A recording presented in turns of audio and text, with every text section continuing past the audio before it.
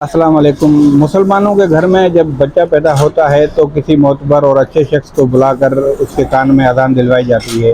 क्या आपको मालूम है कि आजकल का जो लिबरल और मुल्हिद तबका है वो क्या कर रहा है, वो ये रस्म किस तरह अदा कर रहा है। और दूसरी बात, जो आपके जहन में सवाल हो कि बुत परस्ती की शुरुआत कैसे हुई और किस तरह हुई, तो आप ये दोनों सवालों के जवाब इस वीडियो में बखूबी देख सकते हैं। जैसा कि आप देख सकते हैं, ये सिंध के मुल्हिदीन लिबरल हैं जो कौम परस्ती की जो है ना बीमारी का शिकार है।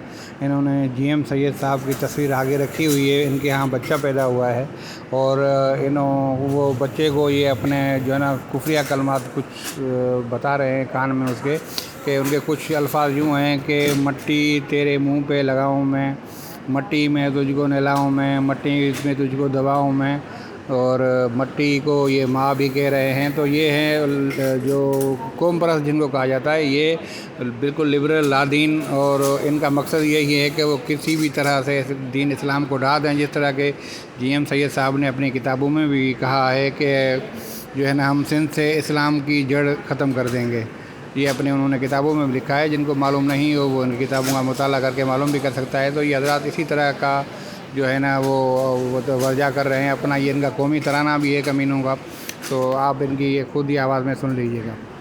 दुश्मन चाया अल्लाह तो के दुश्मन चाया, मामो मिट्टी माथे लाया माँ, मिट्टी माथे लाया माँ। जीव जीव जी जले जीव जीव जी जले जीव जीव जी जले जीव जीव जी जले, तो खा किया लवाया अल्लाह तो खा किया लवाया, मामो मिट्टी माथे लाया माँ, मिट्टी माथे लाया माँ। गीत बिमुवट तो जा माता, गीत बिमुवट तो जा माता, बैत भी तो जा भाया अल्लाह, बैत भी तो जा भाया,